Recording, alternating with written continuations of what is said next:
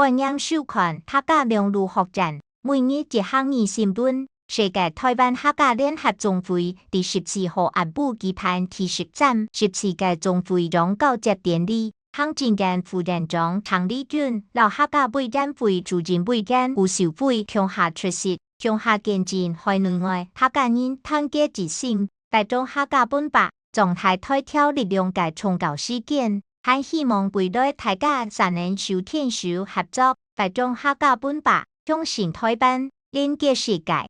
唐副院長強調，政府天朝會繼續支持客委會推動客家語言親切結合，全力支持行業創新老精神，在客家基本法嘅基礎上，繼續推動國家語言整體發展方案，也係行政院嘅精神。